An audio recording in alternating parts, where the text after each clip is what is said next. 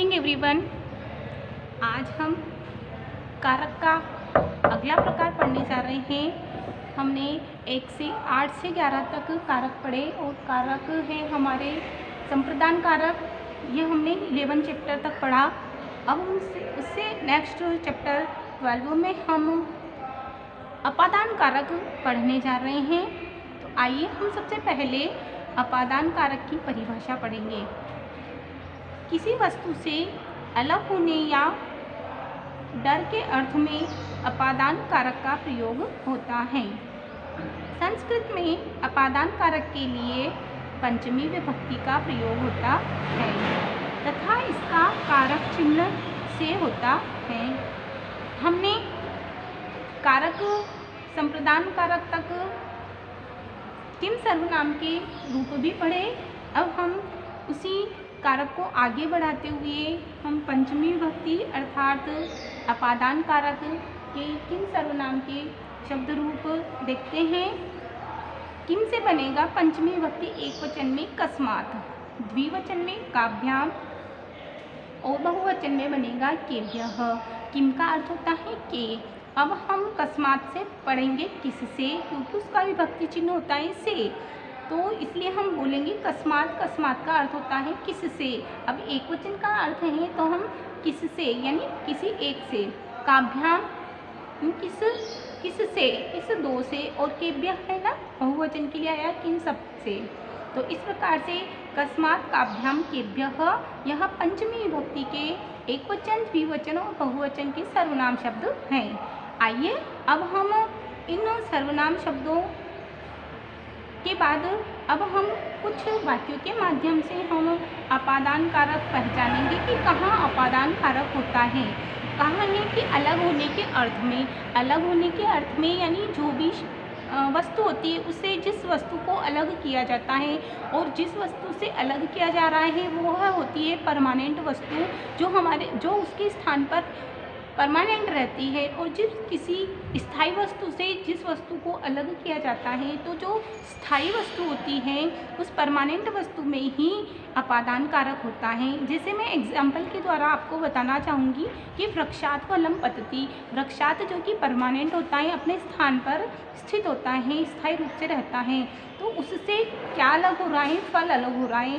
तो छात्रों हम वृक्षात में पंचमी विभक्ति लगाएंगे तो यहाँ लगी है वृक्षात, जो कि मूल शब्द वृक्ष से बना है, और वृक्ष का अर्थ होता है, वृक्षात का अर्थ होता है वृक्ष से, क्योंकि हमने कस्मात पढ़ा और कस्मात का अर्थ किससे, ऐसे वृक्ष शब्द है, वृक्ष का अर्थ होता है वृक्ष या पेड़, और पंचमी लगने से पेड़ से या वृक्ष से।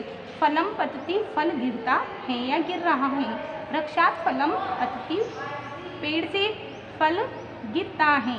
तो यह हुआ यहाँ पे अपादान कारक, और इसका विभक्ति चिन्ह हुआ है या कारक चिन्ह हुआ है से। अब हम नेक्स्ट वाक्य पढ़ते हैं। पत्राणि कस्मात् पतन्ति। पत्रे किससे गिर रहे हैं। पत का अर्थ होता है गिरना, पतन्ति गिर रहे हैं या गिरते हैं। किससे गिरते हैं, तो वृक्षात पत्राणि पतन्ति। किससे, अब यह पंचमी विभक्ति का शब्द है, इसी जगह हमें पंचमी विभक्ति का शब्द रूप लगाया, तो वृक्ष से गिर रहे हैं तो हमने यहाँ वृक्ष में पंचमी लगा दी और बन गया वृक्षात पत्राणि पतन्ति। वृक्ष से पत्ते गिरते हैं।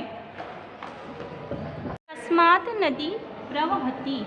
कस्मात् किससे नदी वहती। वह धातु है, वह का अर्थ होता है बहना, और वहती न बहती है। किससे नदी बहती है या बह रही है, तो जिससे बह रही है तो यानी पर्वतात, पर्वत से। तो यहाँ पंचमी विभक्ति यहाँ लगी है और यहाँ हुआ है अपादान कारक। पर्वत से नदी बहती, नदी बहती है।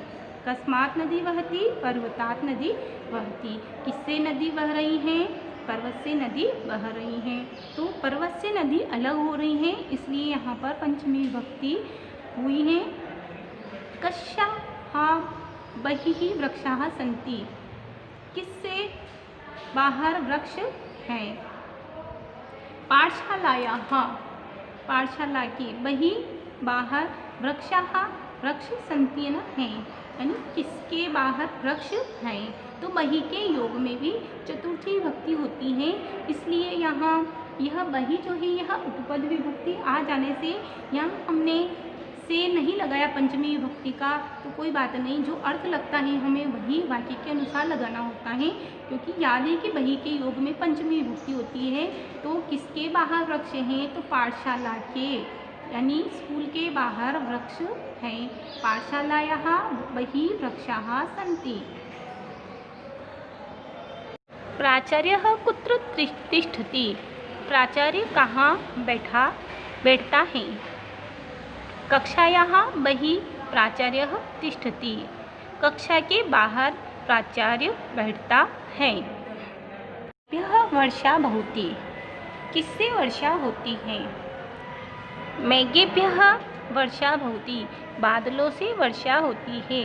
क्वेश्चन वाला वर्ड भी बहुवचन का है, चतुर्थी बहुवचन, इसलिए हम जो संज्ञा शब्द लगाएंगे वह भी बहुवचन का लगाएंगे और उसी विभक्ति का लगाएंगे। यह चतुर्थी विभक्ति बहुवचन है, इसमें भी हमने संज्ञा शब्द चतुर्थी विभक्ति बहुवचन का लगाया। बादलों से वर्षा होती है, तो यह मेघेभ्यः चतुर्थी विभक्ति बहुवचन का संज्ञा शब्द है। मेघा शब्द से बना है, मेघ शब्द से मेघः, तो मेघ मूल शब्द है इसमें और उससे बना है मेघेभ्यः चतुर्थी विभक्ति बहुवचन का। जनाः कस्मात् भीताः सन्ति, लोग किससे डरे हैं। अब यहाँ भी भीतः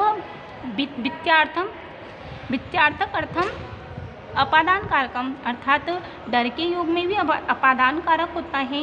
तो यहाँ पर किससे, तो जिससे डर हो उसमें पंचमी विभक्ति होगी, तो वानरात, इसलिए वानर से डर नहीं है तो जिससे डर होता है उसमें पंचमी लगाएंगे।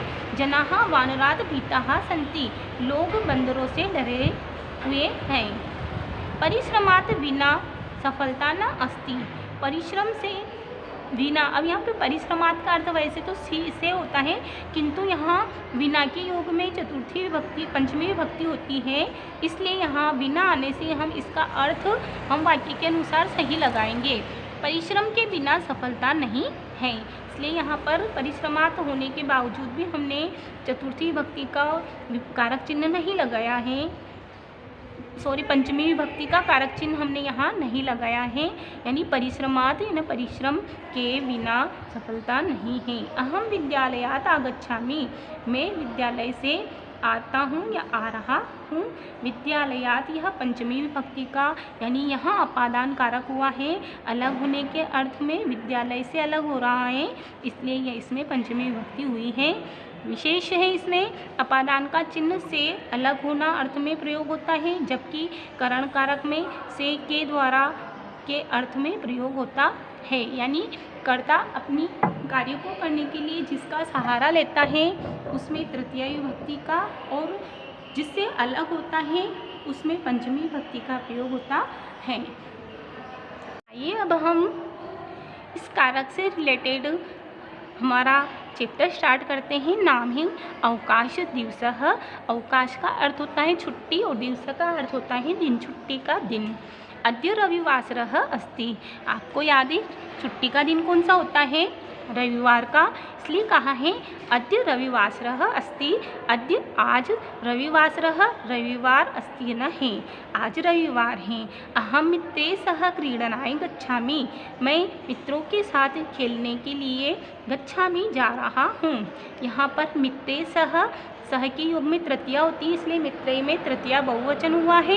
क्रीडनाय खेलने के लिए, यह चतुर्थी विभक्ति का शब्द है, इसलिए हमने यहाँ पर के लिए लगाया है।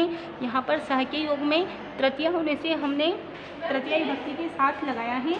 मैं मित्रों के साथ खेलने के लिए जाता हूँ। जनाः गृहात् उद्यानं गच्छन्ति, लोग घर से बगीचे को जाते हैं या बगीचे को जा रहे हैं।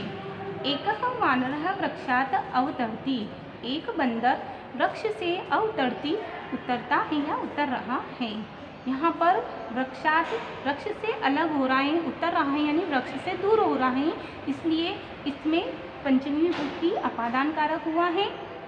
बालकाः वानरात् भीतः सन्ति, डरे हुए हैं, भीतः के योग में पंचमी विभक्ति होती है। डरे हुए हैं किससे, जिससे डर होता है उसमें पंचमी लगाते हैं, तो यहाँ वानरात् बंदर से, तो यहाँ पर हमने पंचमी लगाई है। बालक बंदर से डरे हैं या डर रहे हैं। मधुमक्षी का पुष्पेभ्यः रसम नयन्ति। मधुमक्षी का अर्थ होता है मधुमक्खियाँ, बहुवचन है मधुमक्खियाँ। पुष्पेभ्यः फूलों से, रसम इन रस को, नयन्ति न ले जा रही हैं, कि मधुमक्खियाँ फूलों से रस ले जा रही हैं या ले जाती हैं।